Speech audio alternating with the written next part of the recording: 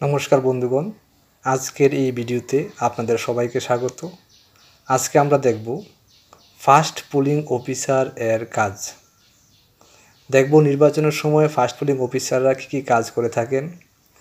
আশা করি এই ভিডিওটা সম্পূর্ণ দেখলে যে ডাউট রয়েছে আপনাদের সেগুলি সম্পূর্ণ 100% ক্লিয়ার হয়ে যাবে।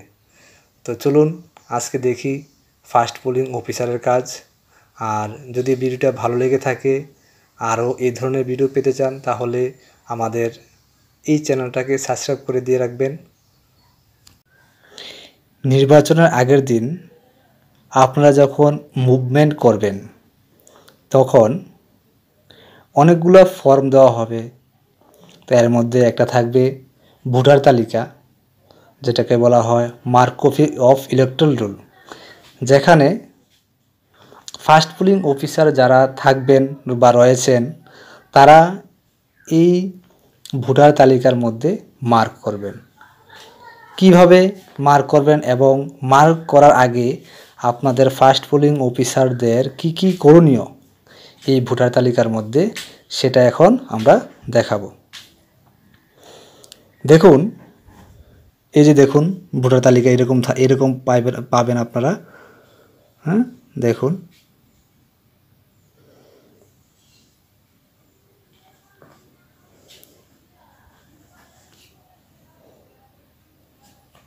যে দেখুন, প্রথমে আপনারা মিলিয়ে নেবেন সংখ্যা, কত সংখ্যা রয়েছে, ভোটারের সংখ্যা কত রয়েছে, পুরুষ কত রয়েছে, স্ত্রী কত রয়েছে এবং তৃতীয় লিঙ্গ কত রয়েছে, এবং সর্বমোটটা মিলিয়ে নেবেন। তারপর এটা মিলানোর পর আপনারা দেখবেন যে এই যে ভোটার তালিকা রয়েছে এখানে কোনো অস্পষ্ট নাম রয়েছে কিনা, অস্পষ্ট কোনো ছবি রয়েছে কিনা, সবগুলা নাম, সিরিয়াল নাম্বার। এই দেখুন, এই যে এটা হচ্ছে সিরিয়াল নাম্বার, এটা হচ্ছে ইপিক নাম্বার। এগুলি ভালোভাবে মিলিয়ে দেখবেন সব ঠিকঠাক আছে কিনা। এইভাবে মিলাবেন আপনারা সবগুলা পৃষ্ঠা, যতগুলা পৃষ্ঠা থাকে সবগুলা পৃষ্ঠা দেখে নেবেন, ভালো করে দেখে নেবেন। এইভাবে উল্টে সবগুলা পৃষ্ঠা কিন্তু আপনাদের দেখতে হবে।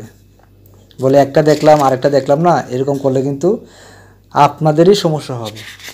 দেখুন এইভাবে উল্টে পাল্টে দেখবেন সব নাম ঠিক, ছবিগুলো ঠিকঠাক আছে কিনা, অস্পষ্ট আছে কিনা। কারণ অস্পষ্ট যদি থাকে তখন কিন্তু আপনি ভালো করে মার্ক করতে পারবেন না, সেখানে আপনার অসুবিধা হতে পারে।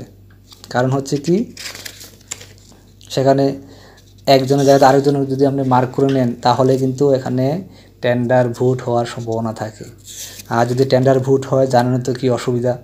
এই সমস্যার মধ্যে আপনারা যেন না পড়েন তার জন্য এইভাবে ভালোভাবে দেখে নেবেন, একদম প্রথম থেকে শেষ পর্যন্ত দেখে নেবেন। তো এইভাবে দেখার পর এই যে দেখুন এখানে দেওয়া আছে পুরুষ দেওয়া আছে 431, স্ত্রী 392, তৃতীয় লিঙ্গ নাই, মোট কত আছে 830 ভোটার। এইভাবে একটা আপনাদেরকে ভোটার তালিকা দেবে, একটা নয় এরকম 3-4টা দিয়ে দেয় আপনাদেরকে। তো আপনাদের এর মধ্যে থেকে যেটা ভালো, এবং অফিস থেকে যেখানে মার্ক করা থাকে, যেমন পিবিটা কি, পোস্টাল ব্যালট। ধরুন কোনো একটা অফিসার চাকরি করার সুবিধার্থে সে পোস্টাল ব্যালটে ভোট দিয়েছে, তখন সেই ভোটটা কিভাবে আপনারা বুঝবেন যে সে পিবি ভোট দিয়েছে। তো এটার মধ্যে এই ইলেকট্রাল রুলের মধ্যে কিন্তু এটা মেনশন করে দেওয়া হয়। কে দিয়ে থাকে এটা? বিএলও সাহেব দিয়ে থাকেন। এখানে ওই যখন আপনাদেরকে এই ইলেকট্রাল রুলগুলা আপনারা মুভমেন্টের দিন যখন পাবেন তখন 4-5টা পাবেন, এর মধ্যে দেখবেন 1-2টার মধ্যে এইভাবে এগুলোর নামের পাশে যারা পোস্টাল ব্যালটে ভোট দিয়েছেন এগুলো কিন্তু তারা মেনশন করে দিয়ে রাখেন। যেমন এখানে সিরিয়াল নাম্বার 70 ধরুন, এটাই ধরুন এই যে অজয় চৌধুরী, উনি যদি পোস্টাল ব্যালট দিয়ে থাকেন, তাহলে এখানে রেড কালিয়ে মার্ক থাকবে কি পিবি।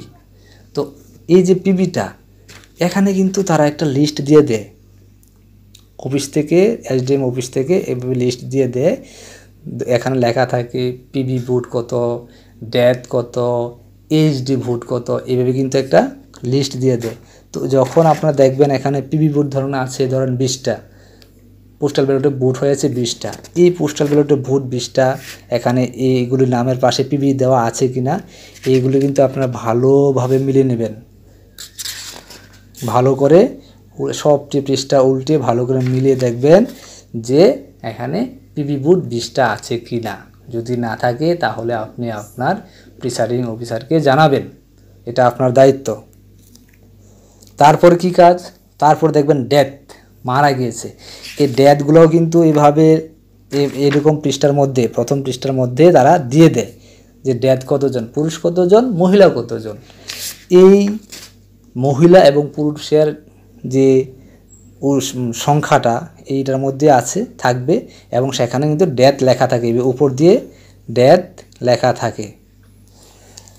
তো এটা দেখবেন আপনারা, ডেথ কতজন আছে, মহিলা আছে, পুরুষ আছে কতজন, এগুলি ভালোভাবে মিলে দেখবেন, সবটি পৃষ্ঠা উল্টে দেখবেন সব কিছু। তারপর দেবে এইচডি লিস্ট।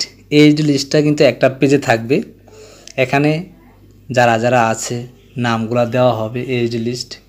এই এইচডি লিস্টের মধ্যে এবার আপনারা যে লিস্টটা দেবে আপনাদেরকে, নামগুলা দেবে, সব কিছু দিয়ে দেবে, পার্ট নাম্বার সব কিছু দিয়ে দেবে, বয়স, ইপিক নাম্বার সব দিয়ে দেবে। এই এইচডি লিস্টের মধ্যে একটা এরকম একটা পেজ থাকবে, এখানে এই লিস্ট থাকবে ASD list, absent, shift, duplicate. তো এরকমভাবে দিয়ে দেওয়ার পর আপনারা যখন এরকম একটা পেজ পাবেন, সেই পেজটা ফার্স্ট পোলিং অফিসার কী করবেন, মুভমেন্টের দিন মুভমেন্ট করার পর যখন আপনারা পোলিং স্টেশনে যাবেন, যাওয়ার পর আপনারা কি করবেন, এই যে লিস্ট দেখে আপনারা মার্ক করে নেবেন, যেন এই ভোটারগুলা আর অন্য কেউ ভোট দিতে না আসে। কারণ এগুলি তো অ্যাবসেন্ট, ডেথ, ডুপ্লিকেট, তো এইটি মার্ক করতে হবে। মার্কটা কীভাবে করবেন, ধরুন এই যে 6 নাম্বার, এই 6 নাম্বার যে নামটা রয়েছে, যে এপিক নাম্বারটা রয়েছে, সেটা ধরুন এই যে লিস্টের মধ্যে দিয়ে দেওয়া রয়েছে তারা। তো আপনি কি করবেন, আপনি আগেই মার্ক করে রাখবেন, আপনি আপনার মতো মার্ক করে রাখবেন। আমি এইভাবে মার্ক করলাম, এইভাবে মার্ক করে রাখলাম, ঠিক আছে, লিখে দিলাম ASD, এইভাবে মার্ক করে রাখলাম। তো এইভাবে মার্ক করার সুবিধাটা কি হলো, যখন যদি কোনো ভোটার এর কোনো স্লিপ নিয়ে আসে, কোনো আই কার্ড নিয়ে আসে, তখন দেখব যে না, এটা তো এইচডি ভোটার, এটা আগেই মার্ক করা হয়েছে, তখন আপনার চোখে কিন্তু সেই বিষয়টা ধরা পড়বে। আর যদি আপনি আগে যদি মার্ক না করে রাখেন, তখন কিন্তু এই অ্যাবসেন্ট এইচডি ভোটাররাও কিন্তু ভোট হয়ে যাবে, তাদের ভোট হয়ে যাবে, তখন কিন্তু সেখানে রিপুল হওয়ার সম্ভাবনা। তো আপনারা কি করবেন, আপনারা আগেই মুভমেন্ট করার পর আপনারা এইভাবে মার্ক করে রাখবেন, ঠিক আছে। তো তারপর আর কি কাজ আপনাদের, তারপর আপনাদের কাজ হবে ইলেকশনের দিন। কী সেই কাজ, সেই কাজটা হবে যখন কোনো ভোটার ভোট কেন্দ্রে ঢুকবে, তখন কিন্তু ফার্স্ট পোলিং অফিসারের কাছেই আসবে, এসে আপনাকে একটা ভোটার স্লিপ দেবে, যেটা বিএলওর কাছ থেকে এনেছে, সেই ভোটার স্লিপটা, এবং সঙ্গে যে কোনো একটা আইডি প্রুফ নিয়ে আসবে। তো আপনি ভোটার স্লিপের সিরিয়াল নাম্বারটা দেখবেন, ধরুন সিরিয়াল নাম্বারে 12 আছে, তো এই পৃষ্ঠার মধ্যে 12 কোথায় আছে, 12 দেখুন এখানে 12 আছে, তো দেখলেন 12। এবার যেই আই কার্ড বা আইডেন্টি প্রুফটা নিয়ে আসলো, সেটার সাথে আপনি মিলিয়ে দেখবেন নামটাম ঠিক আছে কিনা। যদি ইপিক নিয়ে আসে, তাহলে মিলে দেখবেন এটা ঠিক আছে কিনা। যদি ঠিক থাকে তাহলে আপনি এটাকে পাস দিবেন। কীভাবে পাস দিবেন, বলবেন এই সিরিয়াল নাম্বারটা বলবেন, 12, জোরে বলবেন 12, নামটাও বলবেন, যদি পারেন নামটাও বলবেন। বলার সুবিধা কি হলো, আপনার পেছনে যে পুলিং এজেন্টরা থাকবে, তারাও তো সেখানে মার্ক করবে, তারাও কিন্তু সেখানে গণা রাখবে যে কতজন পুরুষ গেছে, কতজন মহিলা ভোটার, এগুলো কিন্তু সব তারাও ঠিক রাখবে।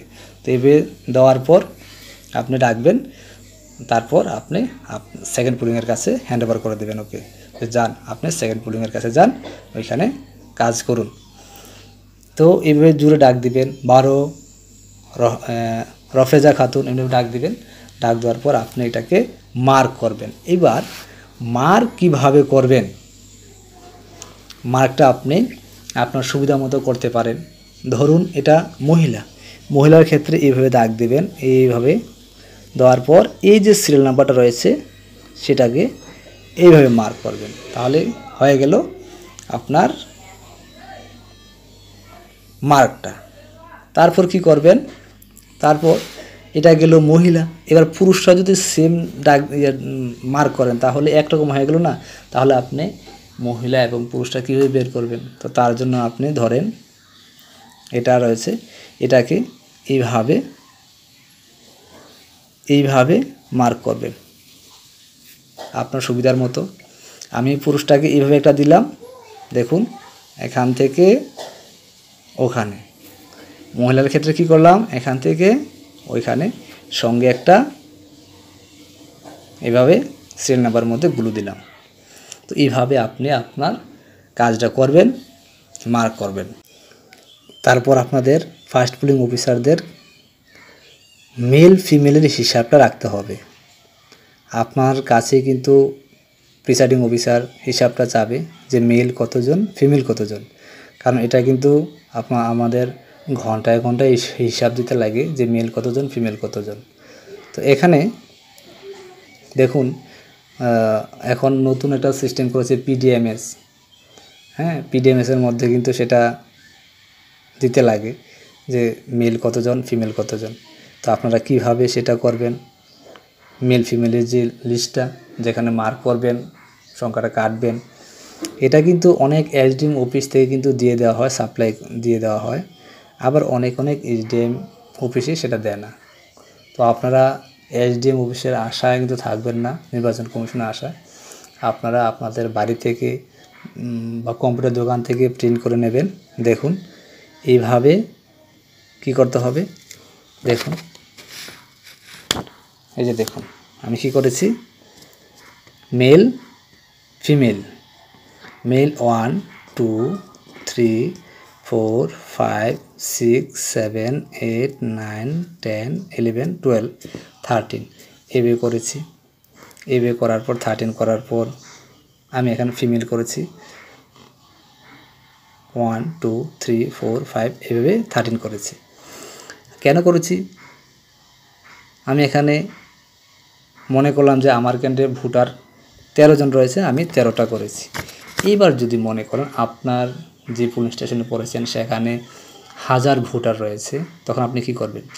তখন কিন্তু এই যে পেজগুলো রয়েছে, এই যে জেরক্স পেপারগুলো রয়েছে, এগুলো কিন্তু আপনারা এইভাবে, এটার ধরুন এই অর্ধেকটা এখানে লিখবেন মেল, এখানে ফিমেল।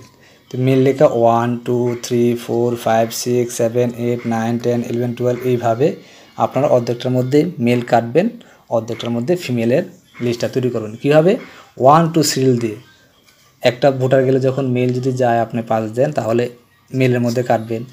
তারপর ফিমেলে যদি আরেকটা যায় তাহলে এইভাবে কিন্তু আপনার হিসাবটা রাখতে হবে। আর এইভাবে করতে পারলেই আপনার ফার্স্ট পুলিং অফিসারের কাজ সম্পূর্ণ সাকসেসফুল হবে এবং সম্পূর্ণ কাজটা কিন্তু ফার্স্ট পুলিং অফিসারের উপর বহন করে আমি মনে করি। কারণ হচ্ছে কি, এখানে যে ফার্স্ট পুলিং অফিসার যদি ভোটার স্লিপের সাথে আইডেন্টি প্রুফ এটার সাথে যদি ভোটার তালিকার সাথে না মিলে যদি সেকেন্ড পুলিংয়ের কাছে পাঠিয়ে দেয় ভোট দেওয়ার জন্য, স্লিপ ইস্যু করার জন্য, তখন কিন্তু সে ভোট দিয়ে গেলে যখন মানে একজনের ভোট আরেকজন হয়ে যাওয়ার সম্ভাবনা থাকে। তো আপনারা এই বিষয়টা যত্ন সহকারে দেখবেন যাতে ভোটার স্লিপের সাথে, সিরিয়াল নাম্বারের সাথে, আইডেন্টি প্রুফের সাথে সবটা ঠিকঠাক আছে কিনা সেটা দেখার পর কিন্তু আপনি পাস দিবেন, না হলে কিন্তু আপনি পাস দেবেন না। যদি সমস্যা হয় তাহলে কিন্তু আপনি প্রিসাইডিং অফিসারের কাছে পাঠিয়ে দিবেন।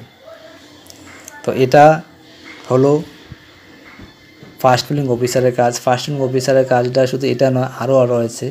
ফার্স্ট পুলিং অফিসার কিন্তু equivalent to presiding officer. Presiding officer যদি কোনো সমস্যায় পড়ে তাহলে কিন্তু আপনারকেই কাজটা করতে হবে, সম্পূর্ণ কাজটা।